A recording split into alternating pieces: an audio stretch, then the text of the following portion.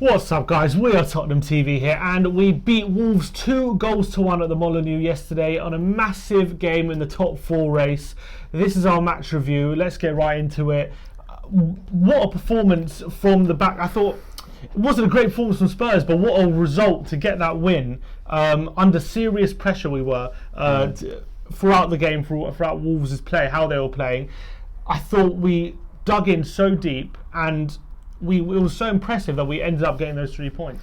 I mean, yeah, it wasn't a stellar performance. No. It wasn't champagne football or whatever, but I think that to get over the line and to get those 3 points is just so vital because, you know, especially because of our away form this season, most away games this season we've just fallen flat on our face, no grit, no determination, no nothing.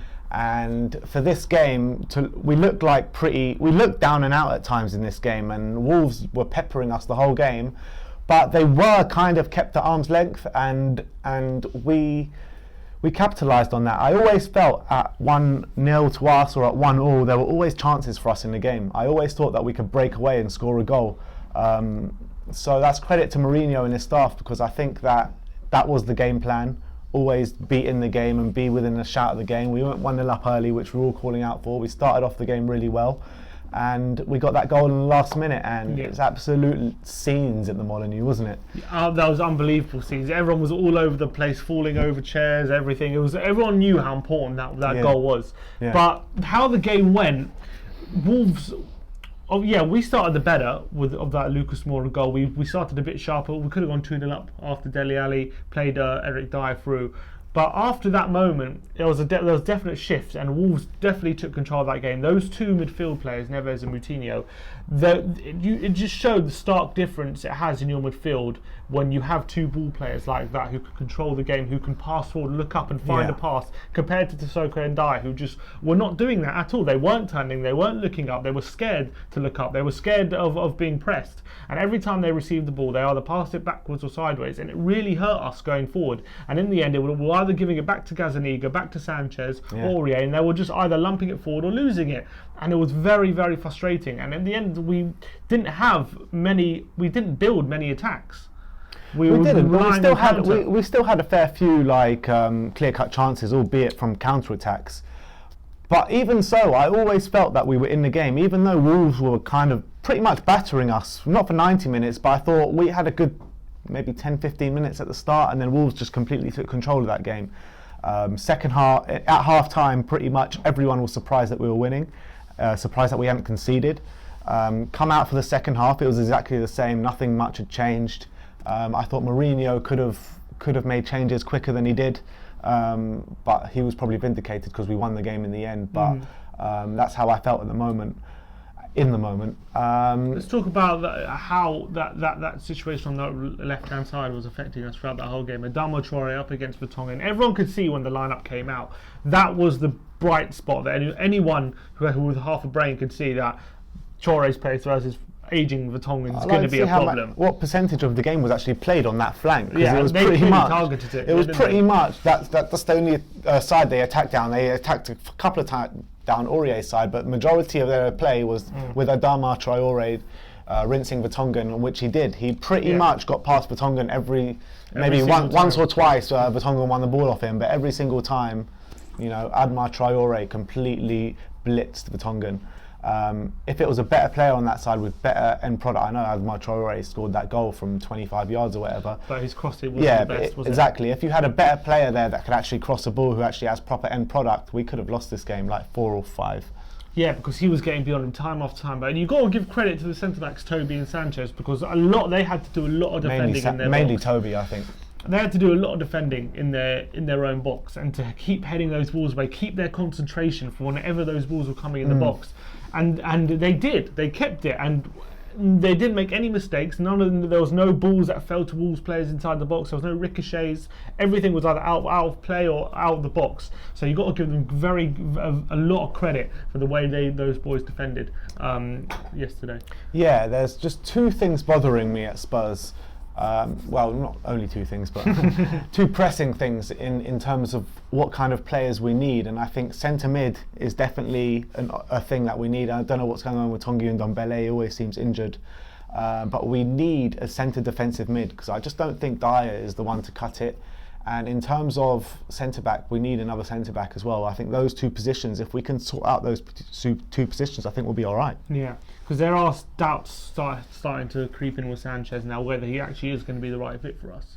And look, let's give him a bit of time under Jose to see how he's going to perform. But his lack of composure on the ball after 3 years now at Spurs is just very concerning. It's no doubt about it. You've got to be concerned about that. He can't. Every time he gets given the ball, he panics and looks like he doesn't know what to do with it, and either starts giving it back to Gazzaniga or gives it away or plays a poor pass. And it is very concerning at this stage, because he's been here long enough to be able to learn the skills to know what to do with the ball when he's given it, especially when he has time. And he just lacks that composure that top level centre backs need. I know he's still fairly young, what, 23, 24? Yeah, 23 I think. So he could start going into his prime. Look, he's obviously a very talented defender, especially in his defensive play, but there are doubts whether he has what it takes to make it at the very, very top, which is what we need. He needs to add consistency to his play, because I think since Mourinho has come, he has upped his game. I think yesterday was probably one of the worst performances he's had under Mourinho. But he defended well yesterday, to be fair to him. Yeah, but he just needs to improve his distribution, and he needs to stop being so clumsy and being muscled off the ball by players that look weaker than him. But yeah, that's it with Sanchez. But I thought throughout the game yesterday, we were dominated, but it was such a hallmark of a Mourinho side to putting bodies on the line, not staying in the game for as long as possible, dealing with the Adama Traore situation by spreading the fouls around and getting yellow cards. That was players. epic, you know. So one sec, Harry Kane's going in, and Eric Dyer's going wipes in. him out, then another player wipes him out. He was getting wiped out left, right, and centre yesterday. It was unbelievable. It was like total wipeout yesterday. But that Eric Dyer one was the best. That was just potentially match saving, that one. Literally, like, no bones about it, just swiped him out the pitch. And sometimes that's how you got to deal with those situations. I know it's not pretty. I know people won't like it, but sometimes that's what you got to do. And Jose is not here to be nice. He's here to win. And that's exactly what we showed. Do you think yesterday, because a lot of fans yesterday were saying that we were lucky to win the game, do you think that we were lucky, or do you think that was just pure Jose? I think, look, I think with all these things, there's always an element of luck to it. I think, if something falls your way or not, because the amount of times they were getting in behind and getting balls in the box, if something falls their way and they get a goal, what can you say? Because they've done it so many times. I think, but you got to say, I think you do put it down to Jose, because I thought the concentration levels were there. I thought the defensive levels, although they were in promising positions time after time after time, we dealt with them fairly well. Yeah. Like not that we weren't under pressure a lot, because we were, and we weren't dealing with the fact that they were getting into our penalty areas so much. But when they got there, we defended extremely well, I thought, and you've got to give credit to the defenders there. Gazzaniga made that one save from a free kick. How many other saves did he have to make? Not too many. No, but that one. Not too many great saves. No, you're right. Not too many great. He made a few saves, no doubt about it, but not too many saves where you thought, oh, he's done really well to keep us in it there. And I think we had the more clear-cut chances than them. I thought probably they had the majority of the game, and there's no bones about that. They were a better team than us on the day. But I think that's credit to the Spurs defence and Jose Mourinho that we limited them to as many clear-cut chances as they did, and I think that we actually had more clear-cut chances than them. And that's what we need to do. The only frustrating thing is that I don't think we looked enough of a threat going forward throughout the game. I think a lot of the times we were going long, fruitlessly, with no kind of option going forward. We were kind of looking for Son occasionally, but we weren't able to build any attacks. We weren't able to build any passing moves, and that is a lot to do, I think, with our central midfield options in this particular game. However, our central midfield options also helped us defensively a lot. There's two ways to look at it. But I think that's the game plan, though, because they're trying to go over the top pretty much every time. I know, but I think Mourinho will be a bit frustrated that that the centre mids weren't able to look up at all and pass forward. I don't think it's the game plan for them to not look up. I don't think that's the game plan. I think it's the game plan was probably for them to sit deep and soak up pressure and help defensively first and foremost. But I don't think it's the game plan for them to never look forward and not pass forward and just pass backwards. I don't think that would be part of the game plan. But the game plan quite clearly was to get the ball to Toby Alderweireld or someone else back there and like him to lump it forward to either Kane or trying to get over the top to Lucas Moura or Son. I refuse to believe that Mourinho would ever set up a side to not look like an attacking threat, which we didn't. We didn't. We were not.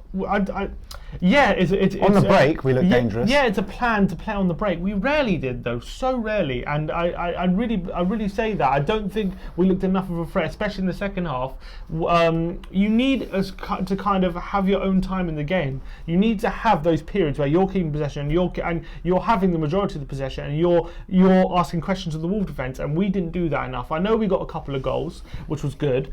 But the amount of times we lost possession easily and cheaply and putting ourselves under pressure, I don't think that's part of the game plan. And it was probably part of the game plan to soak up pressure and hit them on the counter. But I don't believe it was part of the game plan to be so toothless in possession. That's how I saw it. And we did kind of get away with it, but again we defended very well and. We looked a threat a couple of times on the counter, but you want to see more from this team, in my opinion. I agree. Then moving on, Wolves equalised. What was it? 20 minutes to go. Yeah, Adama Traore, and at that point you're fearing the worst. At that point you are fearing the worst. But I felt that Wolves took their foot off the gas after they scored their first goal. I felt that we kind of came more into the game in the last 20 minutes, and I felt Wolves were kind of withering a bit, and they weren't pressing us as much as they were, and after that goal, and they felt like they were tiring. And then we go up the other end. Eriksen comes on. I completely lambast Eriksen for coming over to take the corner, which I apologise for. And he puts in a brilliant cross, and Jan Vertonghen with an absolutely astonishing header, really, in the bottom corner. Header. What a header from 14 yards out, to able to generate that power that he was able to, and find the corner as well in the last minute. Superman, yeah, exactly what it proved to be. Fantastic header, and it sparked absolute scenes in the away end. We were all going crazy. We knew how big of a win this was. It was such a big win in the top four race, because I think Wolves are involved. They're in the mire. Of course, they were above us before we played them. Exactly. So I think we took points of a top four rival, and I think you can't underestimate away from home as well. Yeah, and I think they've been unbeaten at home this season. I think maybe since September. Since September, they have lost none in 11 in the Premier League. They've lost 1 in 18 in all competitions. This is a team in form. This is a team with a lot of belief, and you saw that belief. You saw how informed they were when we played them, because they were the better team, and it was always going to be an extremely difficult game. But we dug in, we defended well, and I think we've got to be proud of how we performed at the end of the day. Because, it would have been easy for us to wilt away, and after conceding the first goal and get a heads drop, and, all of a sudden you lose concentration and concede another goal. But we didn't. We kept our heads. And it just shows like the contrast, because sometimes maybe, I know we won this game last year 3-2, but let's take that out of the argument for a second, because sometimes we'll go to these kind of teams, have all the possession, have the attacking play and lose the game 2-1 or draw 2-2 or something like that. And this is on the flip side. We had hardly any of the possession, playing on the break a bit, and we win the game 2-1. So it's interesting. How many times in the past 11 months, especially away from home, have we been playing okay, things are looking good, and then all of a sudden something bad happens, or we concede a goal, and then heads drop and we end up losing the game. And this didn't happen here, and that was clearly something Mourinho's instilled in the team. I'm hoping anyway, because it's only such a small sample size, so we have to wait and see. But it was a good starting point for the team to not let your heads drop, to stay in the game, even though we conceded a goal. We're not going to lose our concentration. We're not going to just give another cheap goal away. We're going to stay in the game, and we ended up getting the winner. Yeah, and I felt that. It was the first proper test that Mourinho's had not the proper test that he's had, but the first proper test that he's won. Yeah. Because the Man U game, and then obviously the Bayern Munich game, we didn't really play our strongest lineup, but the Man U game was the first test, and we were shocking that game. I think we were naive in that game. We were very naive. And we weren't in this game. And I think we learnt our mistakes a bit from that game, albeit we were dominated in possession, but I think and we probably didn't deserve to win, but we did win the game, and that's a hallmark of a Mourinho team, isn't it? Exactly. So there you go. All right. But what a massive win and what a massive game is coming up next for us. Chelsea at home. First Chelsea derby. Not London because we lost to West Ham, but first derby for Chelsea at the new London Stadium, Tottenham Hotspur Stadium. London Stadium, yeah. Where did that one out? New Tottenham Hotspur Stadium. Massive game. I can't stress that enough, how big this game is. Chelsea dropping like a rock. Their confidence is completely down. Our confidence is very high at the moment, and so we go into this game confident we can get the 3 points, and if we get these 3 points and move into the top 4 before the new year, that will just set up so nicely for the second half of the season. Chelsea do not want to be playing us at the moment, especially under Mourinho. You know, it's going to break their hearts. But look, since Mourinho's got appointed, they lost 4 of the 5 games. Exactly. They know what's coming. Exactly. Let's go into that game with our head held high. Like, subscribe and comment. Tell us what you thought of our match review. And as always, come on, you Spurs.